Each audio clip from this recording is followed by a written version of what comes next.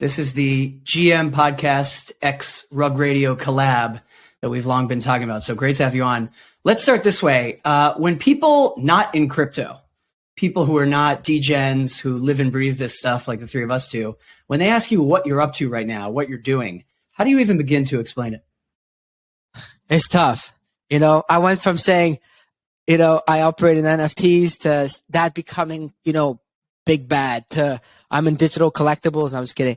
To saying, I'm in tech, and now, I'm in media. Don't ask me what sort of media. This is media.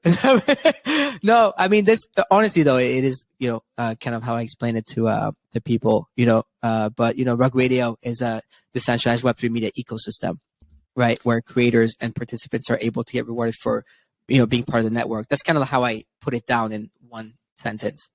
Do you try to tackle kind of the lingering mainstream stigma around NFTs, or not even bother with that? Because the very acronym itself, it's very weighted now with a lot of people's opinions.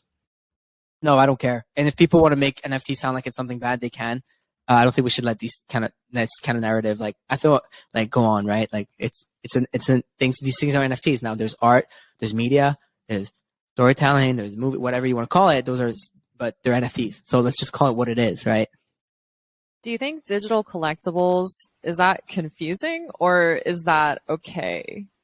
The thing with digital collectibles is that you're canceling the underlying technology. And that's what people are not realizing. I'm all for mass adoption, onboarding. It's two of my favorite topics all the last 2 years in the space. And in a way, my place in the space is that.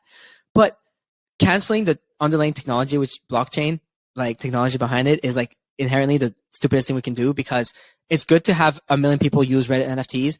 But if it's only 10 of them understand blockchain, it's we failed at our job. So I think it's important to be very mindful of not, putting that away. So you're interested in spreading awareness about the tech as well. I mean, I feel like other companies are less concerned with that. They're just okay, adoption at all costs. The average user isn't going to understand how the NFTs work, just like how the average person doesn't understand, the back end of the internet. Yeah, 100%. I like to say that Rug Radio is not a media company. It's actually a tech company that powers media, because we're just building the infrastructure under it right now through our different things that we're doing. I'm sure we're going to get to that at some point, but we're just trying to build the infrastructure that's going to power media. Media is a product. And then the creators are actually platforms. There's no longer one platform. There's thousands and tens of thousands, millions of platforms. So, but yes, the tech for me is very important. And I'm actually making the left, right front and center of my conversation this year. And I'm happy you asked that, because it's important that we remember that. Well, and to Kate's point, there's trying to educate people on the tech, but there's also at some point I imagine, assume that most of your audience knows the tech and they're crypto native. I sort of expect that sooner than later, we're also going to get away from using this jargon at all. Because NFTs, I know I keep going back to the reputation, but it's all just tokens. And I think people will stop calling them NFTs. This is a tokenized XYZ. This one is a ticket to a party. This one happens to be a media platform that gets you a reward and goodies and that kind of stuff. Yeah, no, 100%. And I think we're probably not always gonna call it NFTs per se, and at some point it's just gonna be art. To me, it's just art, but there's something about it, right? Saying even digital art. There's been digital art longer, way longer than NFTs. It's been digital for 30 years. So it's what do you call it? I like calling it crypto. Personally, I enjoy saying crypto art. I enjoy saying this is a piece of crypto art that I'm collecting, this Nakamoto or Rare Pepe, or this whatever I have. It's crypto art at the end of the day. So I enjoy saying crypto art. I don't know why, but the more I'm getting, because I'm not a crypto OG, but the more I'm going through it right now, I'm becoming one of the purists, I guess. I don't know. I just love the damn tech. There's so much we can do around it, and it's enabled so much for people like myself that I kind of want to make sure it's always somewhere. I don't think NFT or crypto or Web3 should be taboo words. Maybe it's because of the way they've been used, Right. And it seems like you're kind of trying to keep things as open as possible for Rug Radio, referring to it as like a media company. It's not necessarily like just obviously it's not radio. It's not like a podcast. It's not necessarily being branded as like social media. So I know you have a background in social media, and I was wondering, how has your approach to social media changed since the bear market took hold? My approach to social media, no, it doesn't change, because my approach to social media, like, I've been doing social media longer than I knew what crypto or bear markets were. Right? So I've been doing, longer than I knew what a market was. So I've been doing social media since I'm 12 years old, 28 now. Like, I started on Tumblr at 14, Instagram like 18, maybe 19, 20, I forgot. This is like, it's been like 12 years now that I'm actually building brand on platforms across different platforms. There's Tumblr, Twitter, Instagram, Clubhouse, whatever it is. So, it's the same approach. If anything, in this bear market, like, I made it a point to be even more present, because I wanted to show people, first of all, people literally need it. Like, there's this thing where, like, in times like this, you need voices, you need people to have conversation, you need people to create content, have media, or else what happens, right? Like, there was a point in time where shit posters held it down for us on the timeline. We're down bad, right? What are you gonna do without the memes, right? And they still do. They're the front lines. But, for me, in the bear market, it was time for me to double down, not only to show that we're here to stay and then we're like one of these people, we're not tourists in this space because we are newer, but also to say like, yo, like, like, it's the best time to build. Like, this last year has been the most growing in terms of, like, in a personal, like, challenging, like, growing year ever, in my opinion. Better than when during the bull market. That's just too crazy. Right. And in terms of juggling all the different social apps and sort of evolving and moving from one to the other as you have, which one do you think is the most conducive to crypto so far? And do we need to juggle all these different apps? Or, I know Elon's kind of talked about like, oh, we could have this all in one app where you do everything and payments. Like, what are your thoughts on that? Obviously, like, very vocal on Twitter. I think Twitter is like where like we've come to, right? What was great with Clubhouse before is that, like, Clubhouse had gave the NFT space a voice. And that's what I needed the most, because NFTs pop through art, and art is a lot of it is storytelling. How are you going to tell a story in a Discord group with like 100 other people, or on Twitter? So it was interesting to see that. So there was needed, but now that it's back, the audio part is all in Spaces on Twitter. It's all there. I was talking to friends the other day. It's like we run across all platforms, right? It's a headache. Just behind the scenes, you probably know that, because there's not an app also that helps you manage all apps and schedule all. But wait, now there's Reels on Instagram. Reels is never part of the automation. It's only posting with schedules. Like, there's so many intricacies between freaking platforms that, like, I cannot wait for the day we have our own WeChat, like our everything app. So yeah, please, Elon. Wait, you might have just had a business idea. I mean, you could just do it. We're building the solution that taps onto everything. We're platform agnostic. I'm not trying to solve that. I'll let that to someone else. We're trying to solve way too much between the decentralization of media to like DAOs to stuff. Like, but like, I'm hoping there's a genius somewhere that's like going crazy right now fixing this. The problem is, of course, all these apps, the big tech companies behind them would not want their app to be so easily interplayable with the other apps. Like, if someone said, this is just a portal, upload your episode. I mean, that'd be great for us too. If you could upload the episode and it goes to Spotify, Apple, SoundCloud, does that still exist? Groove Shark, does that still exist? Tumblr, MySpace, Facebook, LinkedIn, Twitter, that'd be great. But and then no one could do it. Yeah. Like, good luck. Well, maybe AI will do it. One thing I want to push you on, you mentioned Clubhouse and some of your background, like, you used to be like a hustler on Tumblr and kind of that social media growth marketing on different platforms. When you were first kind of hosting Clubhouse spaces early in the pandemic, as I understand it, in 2020, at first you weren't even talking about NFTs. You were hosting spaces and discussions about other topics. So I guess what I'd ask you now is like, who's to say that NFTs and Web3 aren't just the thing that's working for you right now? Do you really feel confident that for the next 5 to 10 years, that's the space you'll be in? You could take this Rug Radio model and put it into the sports world, into the, marketing, growth hacking, Gary V type stuff. How do you know that this is going to be your bucket for the long term? Because like you said, we can tap it onto anything and any sort of content. So we're already looking into how we're going to have content not geared just towards Web3 and NFTs. It could be cooking show for all I know. But what's amazing about it? Again, the tech. That's why I was saying a tech company. Because let's say I'm just hosting a cooking show right now, but then you see that logo or that thing, but it's Rug Radio. They go, wait, what's Rug Radio? Oh, you're telling me there's a decentralized network that's operating, this show is operating on top of, this content is living on? That's awesome. Like, I'm genuinely trying to build like the tech around content rather than just content focused on this. But this is where I personally want to live, within a Web3 native NFT. Like, this is where I found my voice, my life, my passion. Like, it's like, for me, like, finding NFT space is 10 years of like, everything I did for 10 years led me to the NFT space. Like, I've been doing memes and social platforms since 2011. 2021, I found out what NFT was. This is my second decade. You know, they say focus on a 10-year plan. Like, this is it. I'm on year, like, I did 2 years here, so I'm almost starting year 3 of that 10-year of like this, like, specific, you know, Web3, NFTs, crypto, and all that. So it's like, so yeah, like, I can definitely see this being like there. And then before even that, like, I started a media company.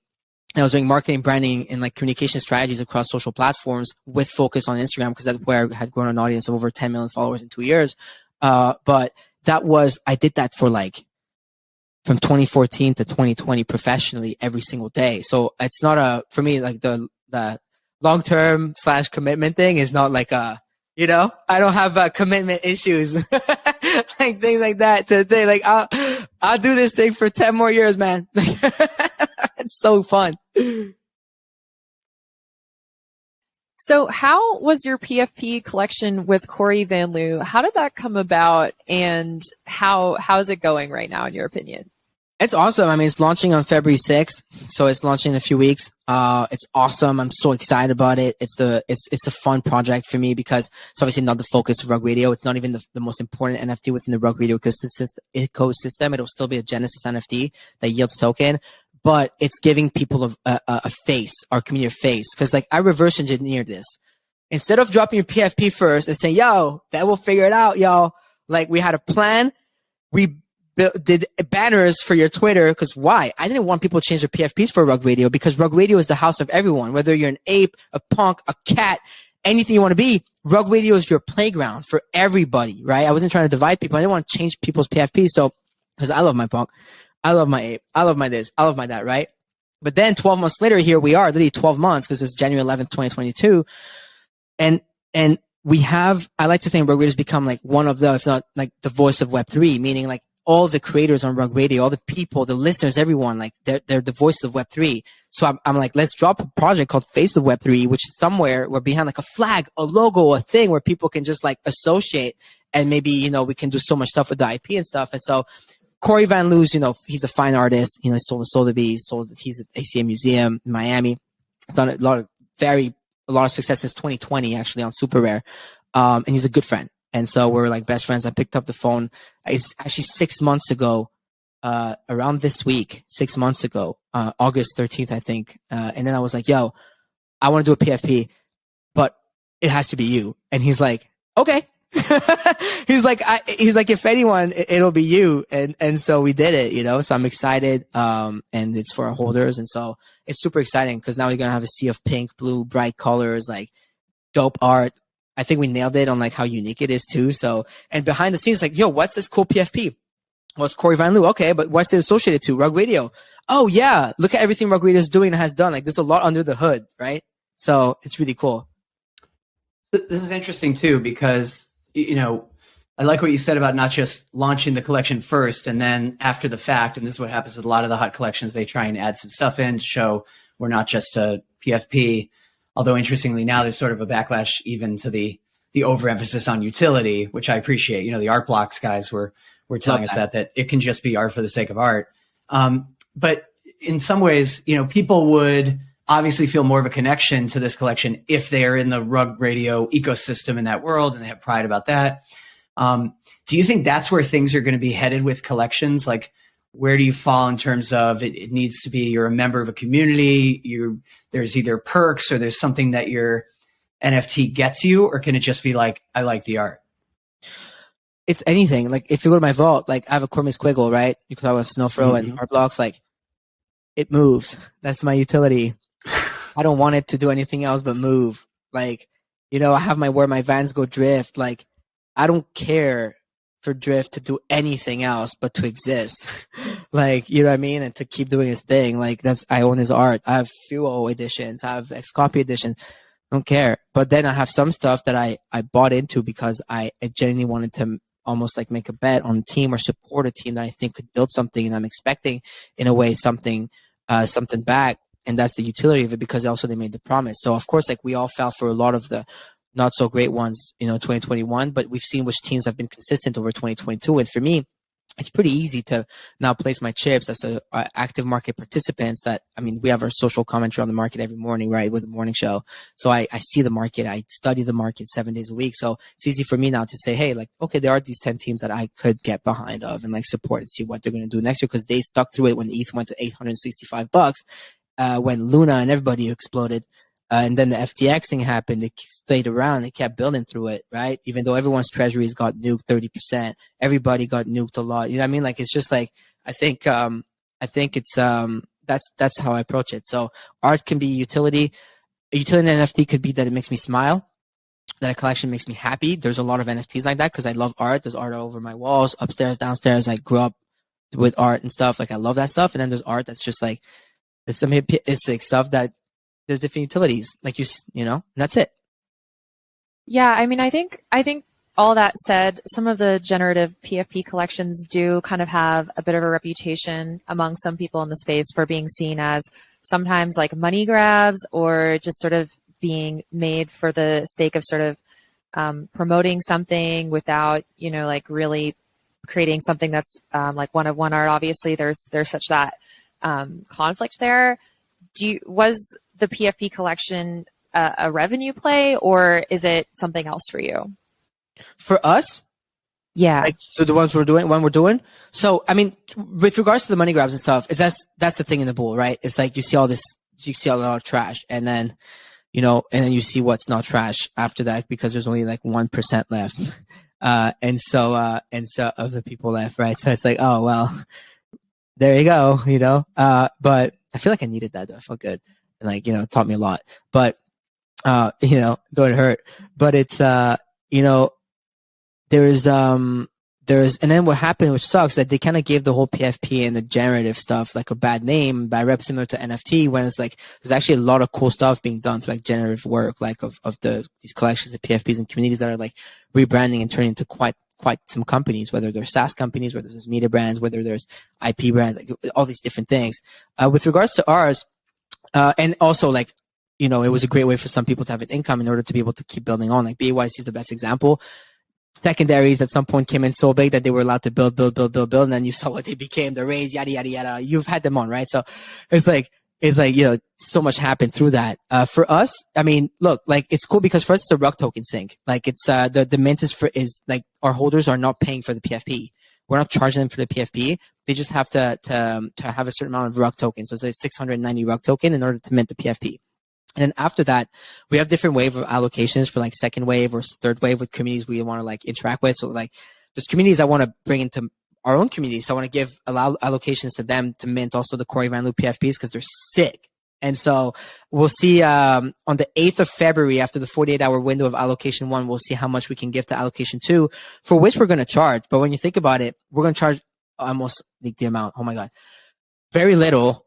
We haven't announced it yet, but it's going to be like so little. Like, we're not looking towards like that PFP to like fill in the Rug DAO treasury. You know what I mean? Like, day one of the initial Rug Radio mint, I put 50% of the mint funds into the Rug DAO, all on chain. Our treasury's on chain. Our financials are on chain. We have a wiki where we update it every quarter.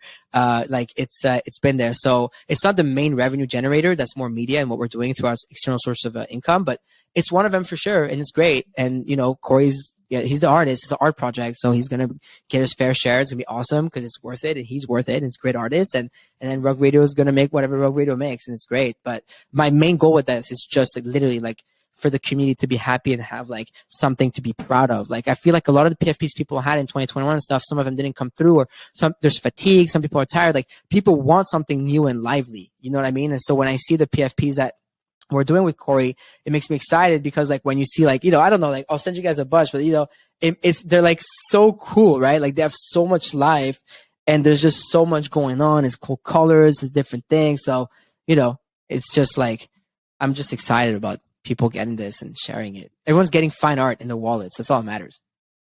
So a lot of people follow your wallet. I think I've heard in Twitter Spaces. How do you tell the difference between a cash grab collection when you're looking to buy something versus something with legs, or are you just trying to flip? I mean, how do we find the next Bored Ape Yacht Club? The next Bored Ape Yacht Club is the one that's not trying to be the next Bored Ape Yacht Club. Right. And so too many people try to chase that. The one who said they were going to be, the one who tried to become.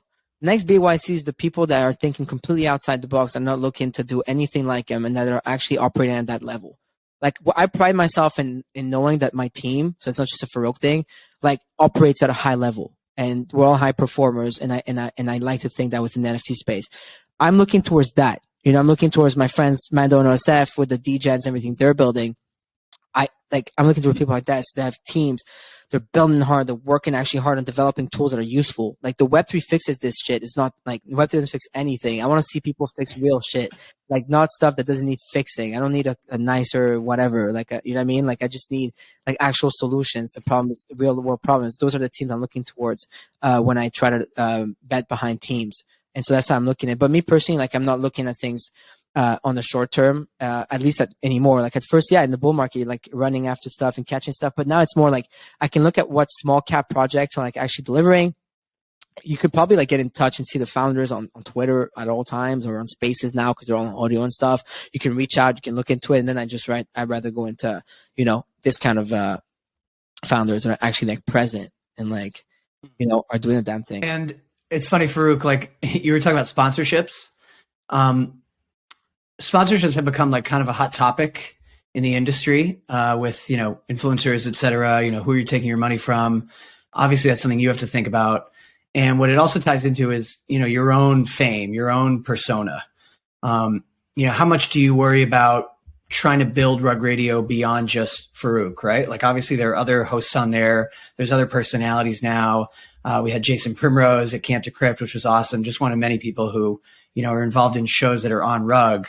But, you know, at the end of the day, like Farokh is famous as the face of Rug Radio right now. So do you worry about building it beyond yourself so that it's, you know, it's bigger than you? It's already bigger than me. Honestly, we're at a stage where I can see it from where I'm sitting. Like that was the goal day one. And I told everyone, it's like, I'm going to build something that's going to be way bigger than me. The whole Rug Radio was literally born out of the idea to build something bigger than Farokh, because I was scared to plateau. And I know people laugh at me when I say that, but like I felt like I was going to plateau at some point. And I was like 2 years ago. At the end of 2021, I was like, yo, like how big can I go with the Farokh brand? I don't want to do that. Like I want to build something dope. I want to build something where there's like 100 Farokhs. Like there's going to be 1,000 Farokhs. I'm going to fucking help people from all over the world and like, you know, build their own brands, you know, build their voice and change their life via like NFTs and crypto and like Web3 and this tech, because it's incredible. And I was so passionate about it. Still am. And then like literally started Rug Radio out of the way Rug Radio is even built and formed and shaped and done is so that it can outgrow anything I'll ever do. Now, yeah, of course, like there's like Farokh, Rug Radio, like I'm creator 001. That's all I am within Rug Radio. We're actually building a decentralized manner. We have the Cayman Foundation, all this. We're not one of those like Web 2.5 companies that's like, they say they do this thing in decentralized way and they raise a bunch of money and they owe like more equity to that. Nothing wrong with that. It's just like, we're genuinely not doing it like that. You know what I mean? And so everything we're building is like really in the ethos and spirit of decentralization. The goal is towards, it's a progressive decentralization that we want to achieve over 5 years. And we're a year in, right? That was always our promise since day one, because even our token yields over 5 years. And so that's the goal of it. So yeah, it's going to outgrow me, like for sure. It's already starting to, like when you look at things, and there's signals that we look at internally as well to like see that. It's a conversation we have all the time, by the way, but like, it's so awesome to see it's happening as this team expands and grows, and there's going to be creators bigger. So I'm just like creator 001. I was the first creator of Rug Radio. I own the first host pass to date. Like, yeah, the morning show is an anchor media show in Rug Radio. It's still like probably the biggest, and but that's also because I'm a big figure in the NFT space, whatever in general. But like, there's going to come a point in place where it's going to be like 5, 10, 20 shows like that. You know what I mean? Like we already have like 30, 50 creators, 30 shows. Rect Radio's crushing it with like, Keyboard Monkey, OSF and Mando, every Thursday. We have a few things in the pipeline launching dope shows. Like we have a night show. I have the French show going on. There's different languages. Like it's going to come to a point where it's just going to be so big, and I'm just going to be, like another active participant. Like I have my hundreds of rugs, and I have my rug token, and I have my ArtDAO token and Mike Show, and that's it. Like it's super cool, like the way we're doing it. How do you guys approach like promotions? I mean, you must be approached all the time, like, hey, do an episode on our collection and we'll pay you. And, you're also prominent enough at this point. At the end of the year, there was like some Anon's blog post accusing you of hyping stuff. And, so how do you think about that and make sure that, that everything is transparent? Like we're talking about something because we think it's cool and interesting. So by the way, it wasn't Anon's blog post. It was an angry contractor that was hired by myself and brought into the NFT space by myself and trained by myself for a whole year and a half. So I just don't want to let that slip in. It's not a non. It's so funny. Love this stuff. Officially the first podcast to talk about it because it just happened. You're my first podcast. No, it didn't just happen. It was like, anyways, that shit is funny to me. Just like, I want to, like, what's cool with Rug Radio is like, and that's actually super bullish and impressive, is like, we have built something where like the community was elected a council within the DAO, and then the DAO worked on a framework for the governance.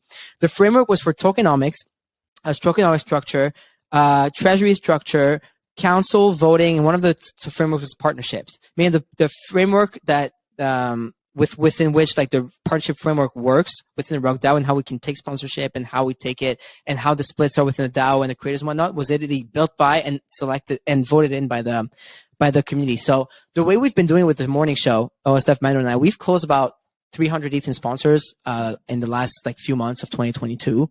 So that's without counting anything we've done so far in 2023 and where we're going in the next few months. But out of that, we sent 15% of that to the Rug DAO directly. It's all on chain and stuff, and we track everything. It's all like publicly wallets or in our wiki, like they're very like known Rug DAO wallets, etc. since launch. And then with the 85% that usually goes to the creators, because usually it's 15% to the DAO and then 85% for the creator. Well, out of that 85%, since like we don't want to like hold the money, we've been buying rugs. So over the last 6 months, myself, my OSF, I've accumulated about 450 Rug Radio Genesis NFTs.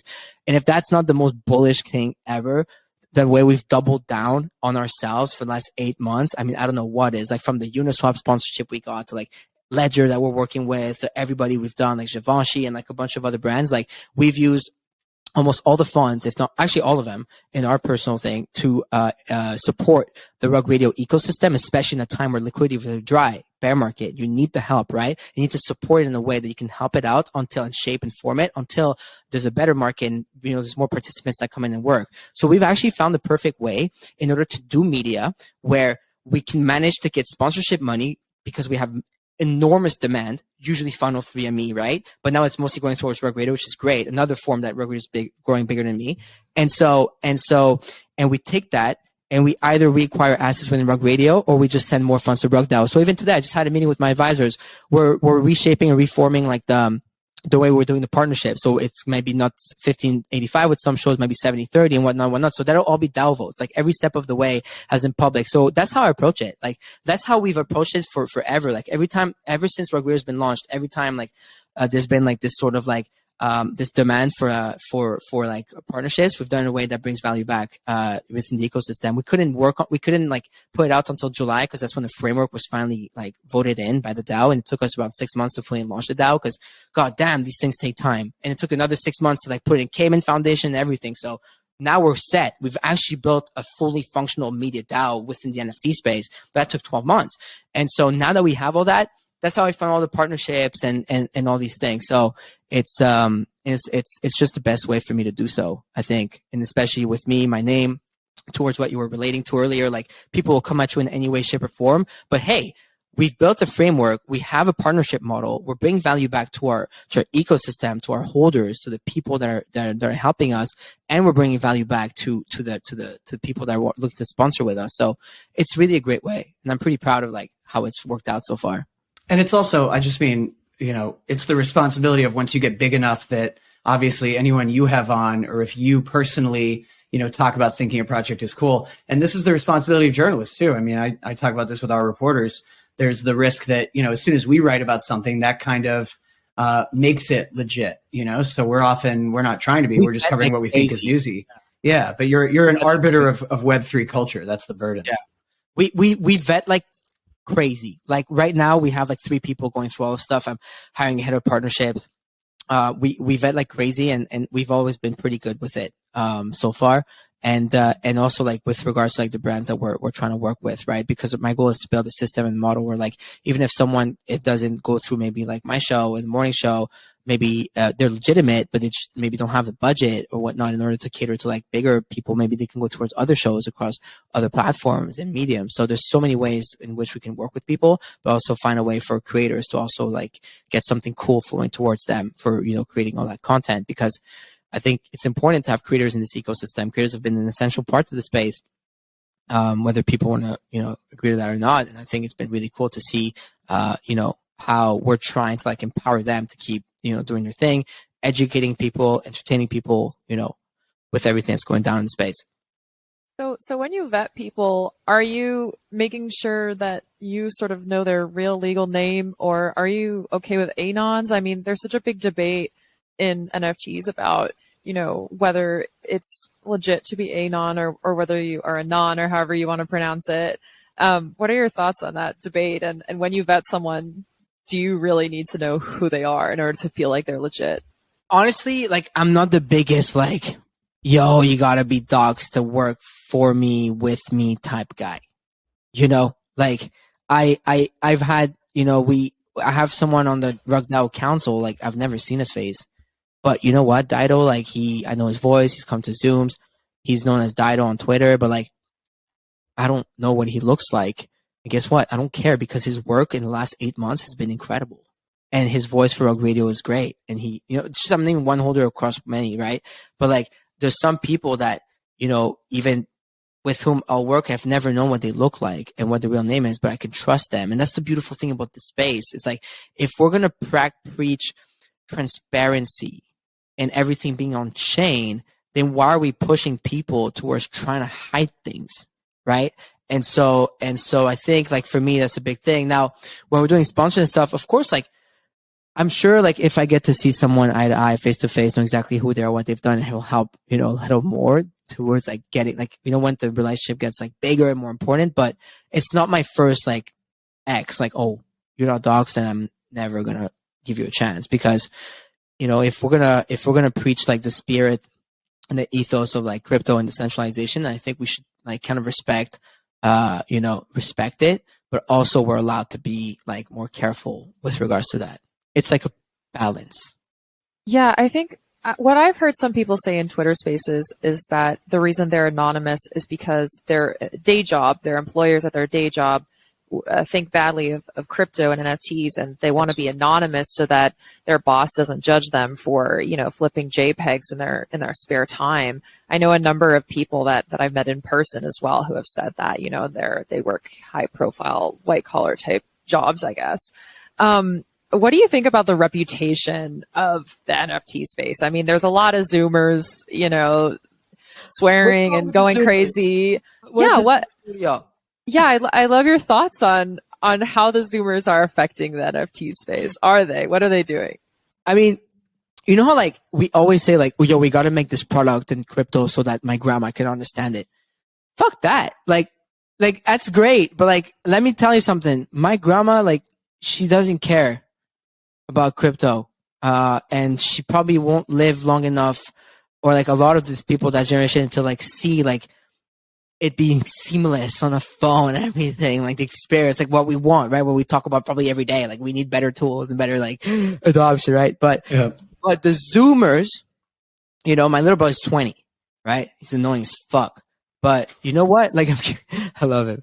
But, like, I want him, it's important for him, my future children, the generation after and all that, to, like, understand just everything around blockchain technology and crypto, whether it's from the security aspect and the importance of it to the privacy of crypto. Like, the more, maybe I'm getting old, but, like, the more I dive into crypto and stuff, the more I'm, like, aware of my own security and privacy online with regards to my data, with regards to my, my funds, my money. I'm taking ownership. I feel comfortable in life because I feel like I own my money. And so which by the way was the point. I mean, that was the point of crypto originally, and people forget. And I own my assets, and I own my art, You cannot take my art from me. You can come here, you can steal a painting from me on my wall that says tied to NFT. You didn't steal the NFT. You don't actually have the art in my books, right? And so it's just so incredible. But back to your thing, I think like they're important. I think it's important also for people to like allow them to understand, and allow them to learn and educate themselves. Like you're gonna have all sorts of people, and that's not a Zoomer problem. Scammers, they come in all ages. Like these scammers, they're like bad actors. Like they come in all ages, all genders, everything, right? There's going to be some 50-year-old scammers, going to be some 18-year-old Zoomer scammer, right? Or a bunch of LARPs that'll just try and, do this, do that. But I think it's important to educate. Like if it wasn't for the people that like educated me in the space, I wouldn't be sitting here. Like I'm only like 2 years into crypto, but though I've been like doing my own research and like blockchain and everything was fascinating to me like for years before that. I just didn't have the balls to like actually make the move into it. And also I was so busy building my business like in media, and like I just didn't see it. I didn't see it bigger than what I understood it, but I didn't see it. And when I really understood it, I quit everything I was doing. I lived a new life, right? Like a cat, just changed lives, but like literally like that. But it's I think like, and if it wasn't for people who took me under their wings, like explained to me like Farokh, like this is how it happens. It's an NFT, yada, yada, yada. It does this, privacy, security, what we just talked about, right? Then I wouldn't have like been able to build something that I think is helping our space and is good for it, right? So it's important. Like I really pay a lot of attention to like the younger, like the next wave, instead of like hating on them. I try to focus as much as possible of like empowering the ones who I think will actually be net positive and who will also like help pass the torch on. And that's what we do at Rug Radio and work with creators. Even in the morning from 8:30 this morning, I was on the phone with a couple of creators here and there, because it's the creators that I've seen move in the space. I've seen them for a few years. I now know that they can like probably help like onboard more people, educate more people. So then I want to like empower that. This is super important. And I wish more people thought that way, because like even to now, like a lot of OGs come into the space, like they don't like to see this guy called Farokh, 26-year-old from a clubhouse room, like fucking come and like build an enormous thing in the space. It's like, but the thing, people like it and I'm doing my thing. But the people who actually like help me out, like the Jimmies, the Whale Sharks early on, and like Mondor, so Amir Soleimani, like, a bunch of people, like they were like, yo, like we're actually going to help this guy. We're going to educate this guy. And so, it's, I think it's important to have like this kind of people in the space. When you mention again, like another benefit of becoming so down the rabbit hole here is, feeling like I own my own money, and there is an interesting kind of split. And obviously there's still overlap. I mean, there's people who are big in the NFT world who also hold a bunch of coins and they're investors and they're following kind of everything under the sun. But I feel like increasingly there's a split to the point where we've got to stop just using even the word crypto as a giant umbrella term for everything, because there are people in the NFT space, if we could sort of think of that as like Web3 culture, right? The art types and the NFT collectors, and they're passionate about that, who really have almost nothing to do with the speculative investment side, Wall Street getting in, the FTX meltdown. Our reporter Sander wrote a great piece from this Art Blocks event in Marfa. And it just so happened, of course, they scheduled it months before, but it just so happened that the Art Blocks gathering happened right amidst the FTX meltdown. Oh, yeah. That's like, yeah.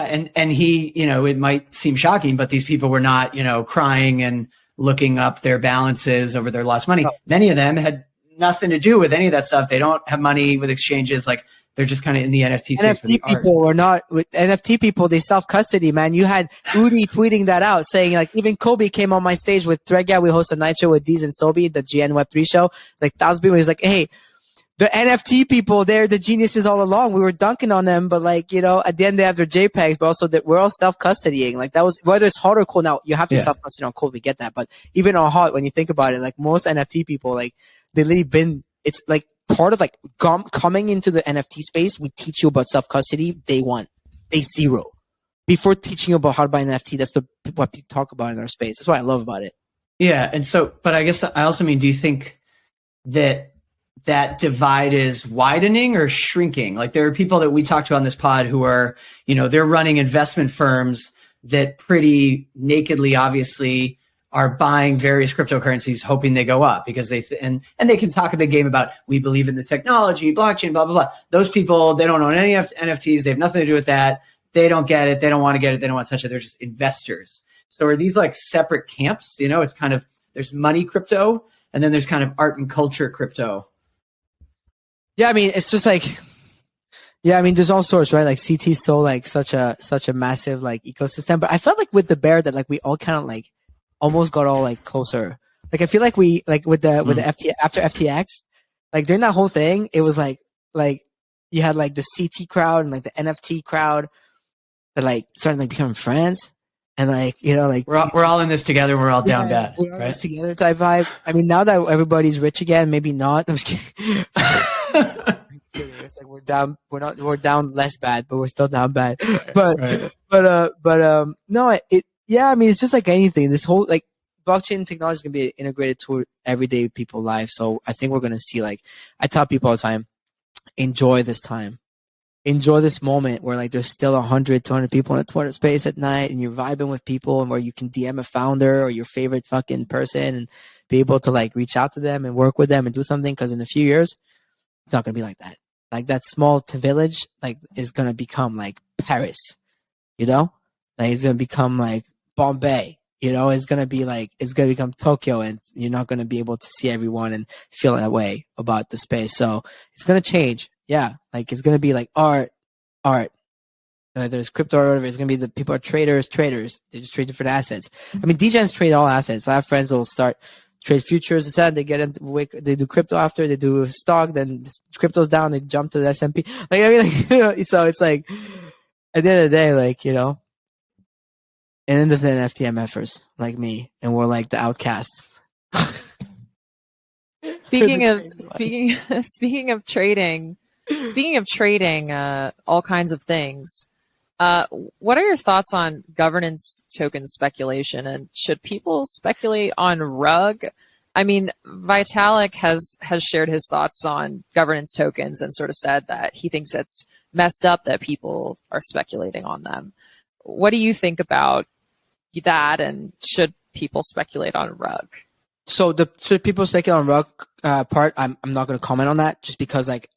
For obvious reasons, like I don't want to, like I don't want people like speculating on a token that's like inherently not made for speculation. Like the RUG token is, purely a utility token that we're using in order to reward our creators within our ecosystem, but also to swap it for DAO token now, which leads to this: the utility of RUG token, right? So when you have the Genesis NFTs, you yield between 5, 7, or 11 RUG token per day, right? That's enough so that within a year you can swap one 1,800 RUG token is one R DAO token. So it's a swap. So the utility of a RUG token is to yield enough in order to get into the DAO, right? And then with RUG token, you have the Core Event Lument, and we keep adding on utilities, yada, yada, yada. And we also have a whole rewards program that we launched last month, fully shipped. As of last Friday, we shipped Listen to Earn, whereby listening to my show in the morning or other shows, we're going to scale to all shows. You can earn RUG token for just being here by owning an NFT. So a membership pass for Genesis NFT. And we've also shipped on last Friday a bounty system so that you can perform different and execute different actions within the RUG video ecosystem across all platforms and earn RUG token for doing so. Following on Instagram, Twitter, sharing this, sharing that, not just like simple actions, but also more complex ones, right? Like people making memes, GIFs, people helping us out with some work and stuff. So we've actually built this ecosystem. But where to Vitalik's point, he's absolutely right, because you're just like giving people governance. Now, look, I like ApeDAO and ApeCoinDAO. We hosted important rooms for them not long ago. I like all these ideas. I like ENS and these things, but like barely anyone's participating. This is why actually RUG Radio doesn't have one ARC20 token. We have two. We have the RUG token and we have the RDAO token. And in order to get into the DAO, you have to swap your RUG token to RDAO. Why? Because that conversion means that people are intentionally swapping their tokens for a DAO token, meaning that they want to govern. And if you go on Snapshot and look at the RUG DAO, we get 30% participation rate, and we've reached quorum at 60% on all votes so far in the last few months. For anyone who understands DAOs, those are like enormous amounts of participation in percentage-wise. And we also have now integrated dynamic voting in order to help facilitate quorum, because that was very high at 60%. But it's an intentional thing. So there is right now, let's say, 40 million RUG token circulation, right? I don't know exactly. I can go check real quick, but I don't want to stop this recording. But it's like there's going to be 255 million over 5 years. So we're probably like 30 to 40 mil, right? Out there in the ecosystem. But there's only 3,400 RDAO tokens that have been minted so far because of the DAO swap. And there's only 1,100 holders. But only, you tell me that there's 1,100 people that purposely swapped their RUG token instead of going and speculating on it and swapped for RUG DAO. Why? Because they want to participate within the governance of the RUG DAO, therefore RUG Radio. Because we're not doing decentralization theater at RUG Radio, by the way. Like RUG Radio is like actually built to progressively be decentralized. And I really mean that. It's actually my mission. And so what's cool with it is that you have all these people that now have been getting our DAO token in order to actually participate. So not a fan of the airdropping governance. We got a lot of hate, a lot of slack when we launched saying, why do you have 2 tokens? Why do you have dual token? Well, we said, please wait 6 to 12 months. Wait, you'll see. It'll make sense because you need to build the liquid engine. You need the 300 ETH in sponsorships to come in. You need the NFTs to do well. You need the syncs for the token. You need to build a reward system. You need to build a bounty system. You need to build a creator tiers that we launched. Like, these things take a year. And it's tough in crypto, telling people to wait. Like, yeah, it is. Like, but wait. The beautiful thing is, Dan, is like our people that believed in us day one, like they've actually like, am I rugged? Oh, it's just Dan I see bugged. Okay, I see Dan like frozen. My bad. For some reason. But like we've actually like done the thing is like our holders were always very patient. The people who weren't like too bad because it allowed people who were patient to get in. And now I like to think like they've been highly rewarded for their patience already. And so it's just been a lot of fun to be able to do all that. So back to your question, Kate, would never encourage anyone to speculate. They can do what they want though on their own dime. And even our liquidity pools on Uniswap and stuff were not ours. They were set up by outside people, like people who are probably holders or community members and whatnot. And so we never put anything that points towards them. We never like talk about any price action, whatnot, because it's not my goal. I want you to have your RUG token and I want you to swap it to RUG DAO token and see you come and participate within the governance, put proposals, we have a prop house. We're actually building something. Our treasury, like the money that's in treasury is in the RUG DAO. The DAO is in like an actual Cayman foundation, was built properly. And so, it's something I'm really happy and proud of. Actually, Mike Kriak is the person who helped us like set everything, is managing operating partner Consensus Smash, right? Like, shout out Kriak. Yep. Shout out to Mike Kriak, mutual friend. Like, this stuff is built well. So it's like, I'm super happy. I love that you asked that because like I like to nerd out about these things because we've actually built it the proper way, So that's really interesting about, people choosing to hold on and stick with you because they believe in the platform. So as we kind of start to wrap up here, what does success look like for Rug Radio in 3 years? Is it about audience size? Is it about, verticals we've entered that haven't touched yet? Success to me in 3 years is like to see, I never tie success to a certain number or amount or whatever, whether it's like how many hosts, how many listeners, how many this, how many that. I have my own goals in mind, like in order to how many people we want to reach. I mean, we're already reaching like millions of impressions, but I definitely want to hit towards like the billion impressions mark. When it comes to like content and media, I've done it before on Instagram. And so it was like, we were doing almost like quarter billion impressions a month on Instagram for years. But like, I think we can scale that to Rug Radio. I would love to be in different verticals across all different, like niches and whatnot. And for me, like one thing I'm most bullish on with Rug Radio is the global aspect. So we have a show in Mandarin and Chinese. We have a show in Spanish, we have a show in French. I'm very bullish on like different languages because like this space cannot just be American centric. And like there's a huge population in Southeast Asia that's very bullish on crypto and NFTs. You've seen that happen, and open up more through South Korea, Japan, and more. You have people in Europe and whatnot. So I think like it's important for me. Success for Rug Radio is a global radio almost that runs 24/7 across hundreds of different creators that manage to get rewarded for their content and a network that keeps on growing. So it's just like all those like, and it's layers, right? Now it's like 30 plus shows, 49 plus creators, different tiers and whatnot, like 13,000 holders, where to me, Rug Radio in 3 years, maybe it's 1 million people part of the ecosystem, and that all managed to like, come and build on top of what we're doing. So, a Rug Radio in 3 years is successful. It's a Rug Radio where like doesn't need like my morning show in order to like get sponsorship, in order to get inbound, in order to get this and that. It's a Rug Radio that like literally can fully run on its own. Now, maybe that'll take 5 years instead of 3, but I'm pretty confident. I mean, we're in year 2 now. Year 1 was like foundation. Year 1 was like structural and foundational phase, right? Year 2, which is this year, is like we're adding now a layer on top of it, making it really polished, clean. We've learned, we've seen what works and doesn't work internally, operationally, and everything. And then year 3 is like, it's 2024, which I think will be a good year in crypto, 24 or 25. I'm hoping so, but like, I think it's going to be great. But like, it's where we like really like, it really things take off because the bull market, the next market's going to happen, whether it's in 24, 25, 26, whatever. I think this is when that one hits that people look towards radio and then really, really like takes off. So I'm willing to take another couple of years to just really like keep growing it slowly like that until we reach like max velocity. And shout out to Decrypt on Espanol. We have decrypt.co/PS. Nice. So we do Hell yeah. produce a lot of our content in love Spanish and are trying to be more multilingual as well. So sort of a wrap-up question. There's been a huge sort of fad trend hype cycle about ChatGPT and AI and all of this stuff. I mean, I feel like as someone in NFTs, we already kind of knew about this. You know, there's already been people making AI NFTs and AIs that are NFTs and all kinds of things. We've covered this in the past a couple of years ago, actually. So I was wondering, do you own any AI generated NFTs? And do you think that they are a fad or the future? I for sure have AI art in my wallet.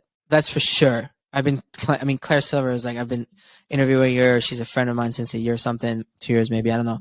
But I for sure have art that has AI component NFTs in my wallet, for sure. But with regards to that, I'm actually learning on how to use it more within media. I'm fascinated by it in that sense. We're actually already starting to test it out through ChatGPT and other ones. So we can I think it can enhance, right? ChatGPT and AI, it just helps you enhance things. Look, I don't have the perfect explanation. I'm not like one of those people that knows everything with ChatGPT. I'm just one of those people that I like to work smart. I was that kid in school reading Spark Notes, but Kate and I didn't even ask you these questions. It was all ChatGPT. Like, we're not here. Go. We're just. What do we ask Farokh, the NFT dude on Twitter, for this interview? But it's I think what if it can enhance making a better article, then turn an article a thread. Like we were talking about content earlier, Dan. Like what if it helped you, you have a show, you put it through an AI, it cuts it into different micro pieces of content across platforms. So that's what I'm excited for about it. I think it's more than just this fad trend thing. I know a lot of people love to jump on those trends, make content around it because it's popping. But I'm really every day we think about how we're going to use ChatGPT within our content in order to make it even better, because Rug Radio at the end of the day is a content machine. And so we need a lot of humans, but we also need the appropriate tools in order to scale up faster. And it's going to happen. It's great. It's the best thing that can happen for us, actually, because all the little useless things that you still need humans to do, imagine there was something helping you do so, and then you put those people to work on much more important things, right? So I don't know. It's just how I see it. Yeah, Farokh, do you think that AI can help Montreal have better bagels? Yo, there's no chance you just did that. There's no chance, bro. If anything, we need ChatGPT to help New Yorkers learn how to make proper Montreal bagels. Oh man, bagels. Keith really puts everyone on this, huh? I love it. He's gonna haunt me. This bagel story is gonna haunt me to my deathbed. But we'll I will do this. We'll just meet up at a New York spot, do a video, and then we'll go to Viator and do a video, and we'll do a face-off. The great crypto bagel debate. Dude, we do one thing where it's like a bus or whatever. We get someone to drive it, and we get a podcasting room in there. It's a 6-hour long show. We go to New York, or we start Montreal, and then we drive down New York or up to Montreal. And it's we do a bagel here, we do a bagel there. It's it's gonna take us probably 12 hours total, and it's a 1 day thing, and then we'll just go get some drinks and chill in Montreal. Yeah. So tomorrow maybe.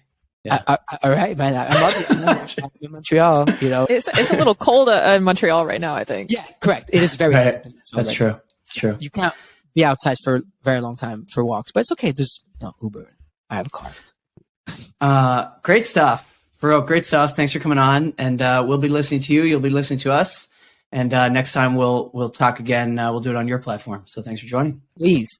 Anytime, my platform is your platform. Obviously love Decrypt. Thank you guys for everything and the support that you show, Rug Radio. And so it means a lot to us. So definitely want to do more stuff with y'all. So thank you very much for having me.